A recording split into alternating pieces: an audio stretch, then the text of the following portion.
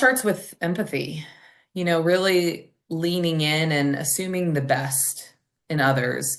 So often when we enter into a conversation, we are listening just to respond rather than listening to understand. And I'll tell you a story, Kevin. So, when Greg was first killed, immediately I started speaking out.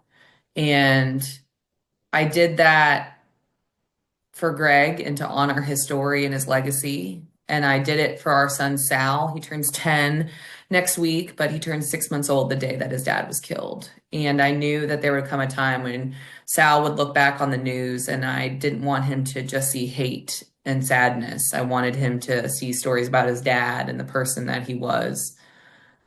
But also, I very deeply wanted to push back on this narrative that was painting police versus community. I didn't want to be a tally mark for one team versus another. And I think far too often we forget that there are real people behind the stories that we see in the news. And so, that is really by and large following the aftermath of his death that I really focused on was speaking out whenever I could, telling our story, and finding ways to raise awareness of those positive stories that so often go untold where police are making a difference to support people in need. That summer, I was invited to speak on my first panel, and it was on race relations. And I felt like there was an opportunity that if people could just hear my story, that maybe they would understand. But I was very surprised when there was a family in attendance and they were really angry with me and I didn't understand why. And I really racked my brain. I'm like, what did I say? And afterwards, it was so bad that the conference planners actually tried to hide me through a back hallway so they could shield me from this couple.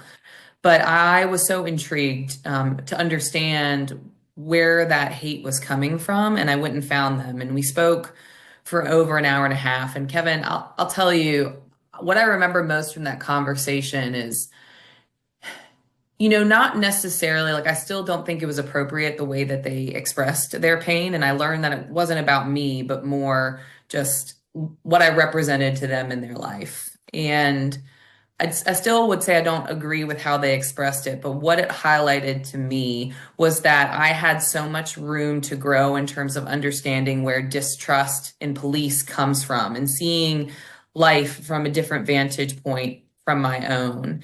And what that unlocked for me was the opportunity to understand a path forward, to create real healing. And if we are so stuck in our own perspective, in our own ways, if we cannot find that courage to lean into conversations that are really, really hard, then we really limit our ability to make a difference. But what we can do when we are able to find that strength to lean in, it's incredible that it helps us to show that prism of perspective that can help us create real meaningful change. And I think that's really at the core of when you think about community policing, when officers or community members are engaging with each other in neighborhoods, their ability to listen to one another, even if it's on a stop, to ask someone how their day is going or why they may have shown up in that situation.